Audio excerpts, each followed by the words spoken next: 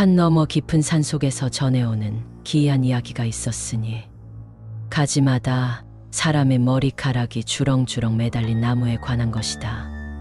이 기괴한 고목을 스치는 모든 생명은 홀린 듯 그것에게 이끌렸고 나무는 그 영혼을 탐하여 더욱 무성한 핏빛 가지를 뻗었다.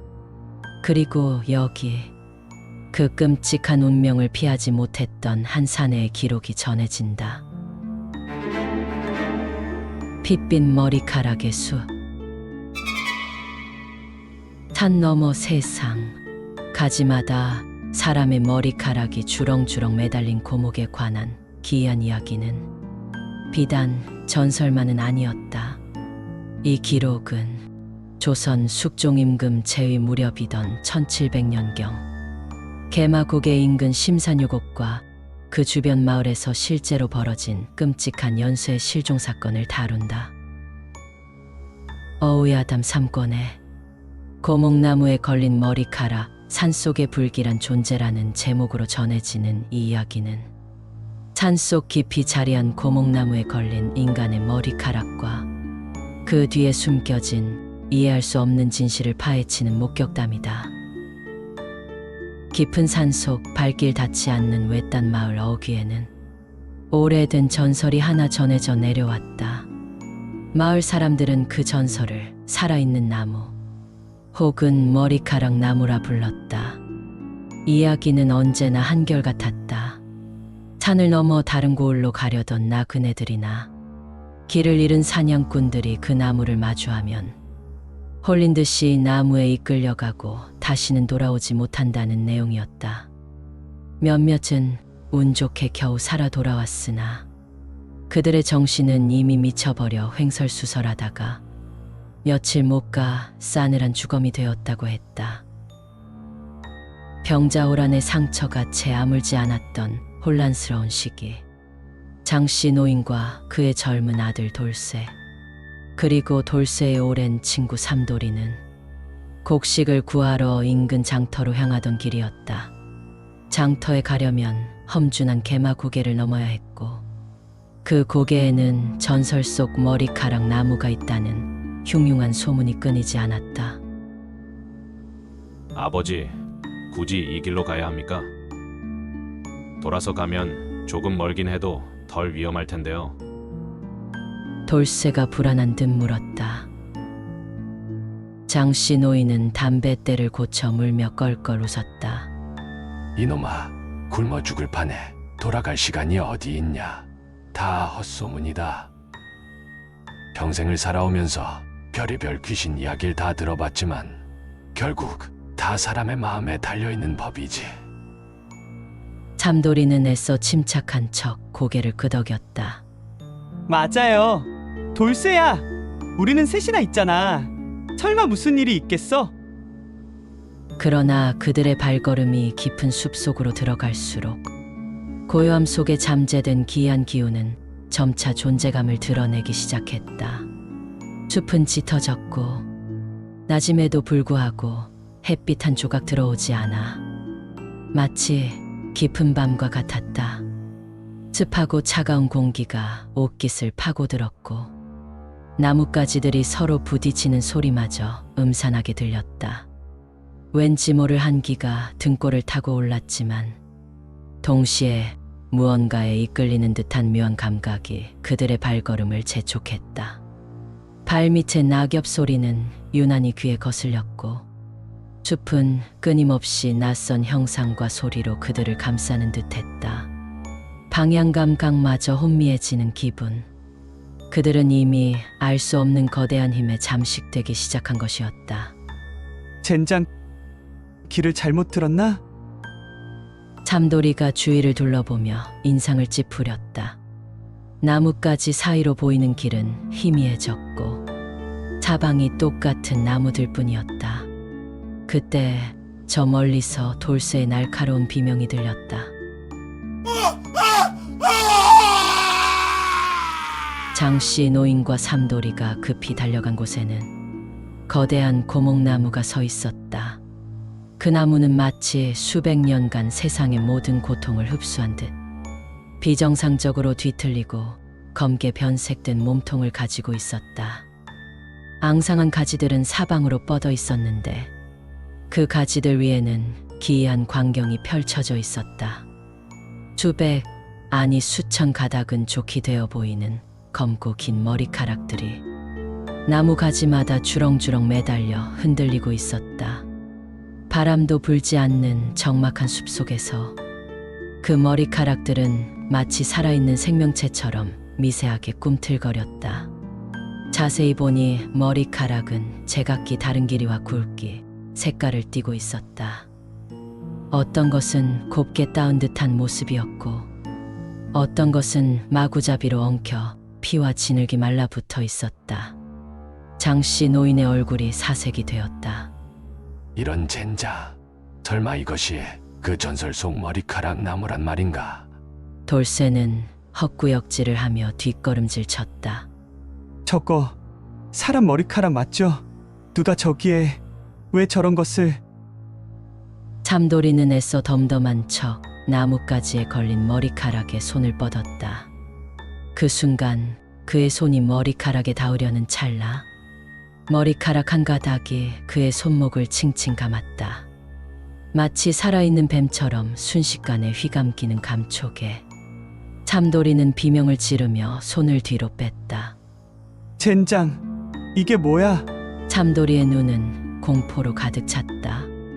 손목에는 붉은 자국이 선명하게 남아 있었고 머리카락에 닿았던 피부는 오소소 돋아난 소름으로 뒤덮였다. 그때였다. 나무 전체가 미세하게 떨리기 시작했다. 그것은 마치 수천 개의 입술이 동시에 속삭이는 듯한 섬뜩한 소리였다. 마치 나무가 숨을 쉬는 듯한 혹은 고통받는 이들의 원한이 서려 있는 듯한 소리였다. 장씨 노인이 떨리는 목소리로 말했다. 어서 도망쳐야 한다. 이놈은 산신령도 아니고 평범한 나무도 아니야. 세 사람은 미친 듯이 뒤돌아 달리기 시작했다. 그러나 숲은 출구를 허락하지 않았다. 몇 번이고 같은 자리만 맴도는 듯했다. 숨은 턱까지 차올랐고 다리는 천근만근 무거웠다. 돌쇠야, 삼돌아, 정신 차려라. 장씨 노인이 소리쳤다. 그때 갑자기 돌쇠가 걸음을 멈추더니 눈을 크게 뜨고 허공을 응시했다. 아버지, 저기 저 여자가 저를 보고 웃고 있어요. 저 나무 뒤에서요. 백옥 같은 살결, 비단처럼 부드러운 머리칼, 세상에 둘도 없을 고운 자태가 저를 기다리고 있어요. 장씨 노인이 돌쇠의 시선을 따라갔지만 아무것도 보이지 않았다. 돌쇠야, 무슨 소리냐? 아무것도 없다. 돌쇠는 이미 다른 세상에 빠진 듯했다. 그의 얼굴에는 알 수 없는 미소가 번졌고 눈은 공허하게 흔들렸다. 너무 예뻐요. 자기도 데려가 달래요. 함께 가자고. 그 말을 끝으로 돌쇠는 홀린 듯 다시 고목나무가 있던 방향으로 되돌아가기 시작했다. 돌쇠야, 멈춰라. 이놈아. 장씨 노인이 애타게 불렀지만 돌쇠는 뒤도 돌아보지 않았다. 참돌이가 급히 돌쇠를 붙잡으려 했지만 돌쇠의 힘은 평소와 달리 엄청났다. 그는 삼돌이를 뿌리치고 숲속으로 달려 들어갔다. 돌쇠야! 장씨 노인과 삼돌이는 돌쇠를 쫓아갔다. 그들은 다시 고목나무 앞에 섰다. 고목나무는 아까보다 더 생생하게 꿈틀거렸다. 나무에 매달린 머리카락들이 마치 돌쇠를 맞이하듯 사방으로 뻗어나와 허공에서 휘감겼다. 돌쇠는 마치 마중 나온 이를 반기듯 두 팔을 벌리고 나무로 다가갔다. 돌쇠야, 멈춰!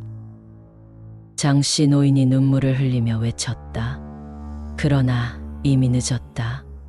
나무의 가지에 매달려 있던 수많은 머리카락이 일제히 돌쇠를 향해 돌진했다. 그것들은 살아있는 촉수처럼 돌쇠의 몸을 칭칭 감싸기 시작했다. 팔, 다리, 몸통, 얼굴. 순식간에 돌쇠의 전신이 검고 긴 머리카락으로 뒤덮였다. 돌쇠는 고통스러운 비명을 질렀다. 그의 비명과 동시에 돌쇠의 몸은 마치 촛농처럼 녹아내리는 듯했다. 뼈가 녹고 살이 스며들어 그의 몸은 점차 나무와 한 덩어리가 되어가는 듯한 끔찍한 모습을 보였다.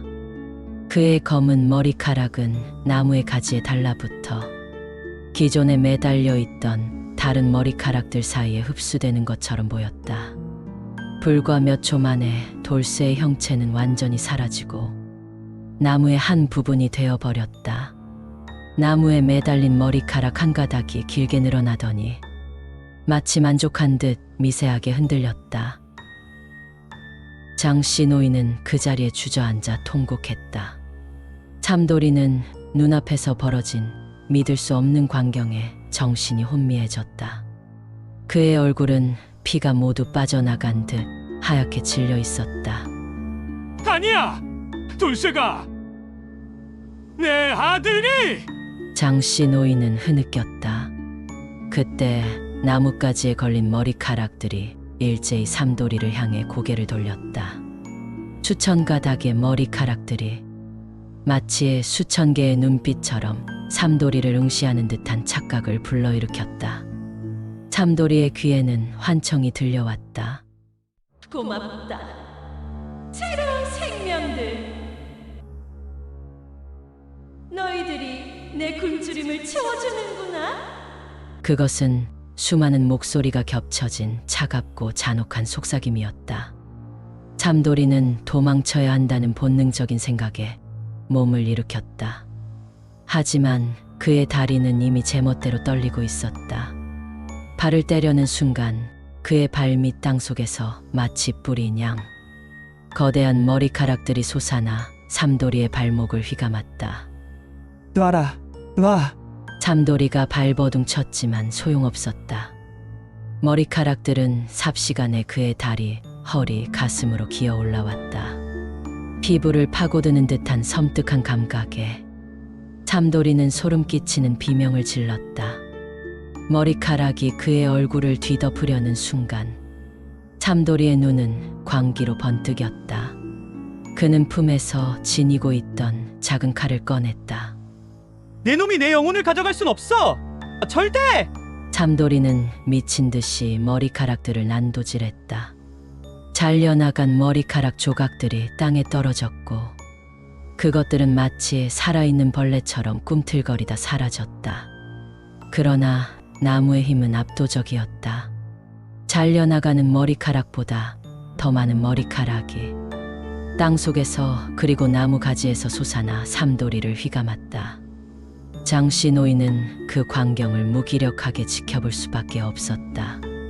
그의 눈앞에서 삼돌이 역시 서서히 나무에 흡수되어가는 끔찍한 모습으로 변해갔다. 삼돌이는 마지막 순간까지 칼을 휘둘렀지만 결국 그의 모든 움직임은 멈췄다. 그의 피부는 검게 변색되었고 몸은 뒤틀려 고목나무의 거친 줄기 일부가 되어버렸다. 그가 지녔던 칼은 나무 밑동에 박힌 채 녹슬어갔고 참돌이의 머리카락 역시 나무 가지에 주렁주렁 매달린 수많은 머리카락 중 한 가닥이 되었다. 나무는 이제 막 피를 머금은 듯 더욱 짙고 어두운 색을 띠었고 그 줄기는 삼돌이의 마지막 몸부림이 새겨진 듯 더욱 불규칙하고 험악하게 뒤틀려 보였다. 이제 고목나무 앞에는 장씨 노인 혼자 남았다. 나무는 마치 성찬을 마친 맹수처럼 거친 숨을 몰아쉬는 듯 더욱 크게 스스스스 하는 소리를 냈다. 그 소리는 마치 피와 생명을 갈구하는 굶주린 짐승의 으르렁거림 같았다. 장씨 노인의 정신은 이미 무너져 내렸다. 그는 아들과 삼돌이가 눈앞에서 끔찍하게 사라지는 모습을 지켜보면서 이성을 잃었다. 저 머리카락들이 저 나무의 생명이야. 내가 왜 몰랐을까? 그의 눈에 나무의 가지에 걸린 모든 머리카락들이 마치 사람들의 눈처럼 느껴졌다. 그들의 시선이 자신에게 집중되는 것 같았다. 이제 내 차례인가? 나도 저 나무의 일부가 되어 영원히 갇히는 건가? 공포에 질린 장씨 노인은 마지막 남은 힘을 다해 고개를 돌렸다. 숲은 여전히 어둡고 낯설었다. 희망이라고는 찾아볼 수 없는 절망적인 풍경이었다. 나무가 두 사람을 흡수하느라 잠시 에너지를 집중하는 동안 장씨 노인은 이 마지막 틈을 놓치지 않고 죽을 힘을 다해 숲속으로 달리기 시작했다. 어디로 가야 하는지도 모른 채 그저 이 끔찍한 곳을 벗어나기 위해 달리고 또 달렸다. 그는 달리는 내내 등 뒤에서 스스스스 하는 소리가 쫓아오는 환청에 시달렸고 눈을 감으면 아들과 친구가 자신을 부르는 환영이 선명히 떠올랐다. 나무의 저주는 육신이 아닌 영혼까지 옥죄는 것이었으니 그 후 장씨 노인은 다시는 마을로 돌아오지 못했다. 그의 행방은 아무도 알지 못했다. 그리고 고개 너머의 숲 그 음습한 장소에는 오늘도 거대한 고목나무가 서 있다. 그 가지 위에는 수많은 인간의 머리카락이 바람도 없는 숲 속에서 흔들리고 있다. 언제나 그렇듯 그 머리카락들은 미세하게 꿈틀거리면서 새로운 먹잇감을 기다리고 있다. 이 이야기는 오늘도 사람들의 입에서 입으로 전해지고 산을 넘으려는 이들에게 경고가 된다. 절대로 그 고목나무를 본다면 가까이 가지 말라. 그 나무는 살아있는 모든 생명을 갈구하는 영원히 굶주린 존재이며 그곳에 걸린 머리카락은 헤아릴 수 없는 희생자들의 마지막 잔해이자 그들을 영원히 올가매는 사악한 생명줄이니 오늘도 새로운 머리카락이 추가되기를 기다리며 그 나무는 조용히 숲속에 서 있다. 시청해 주셔서 정말 감사드립니다.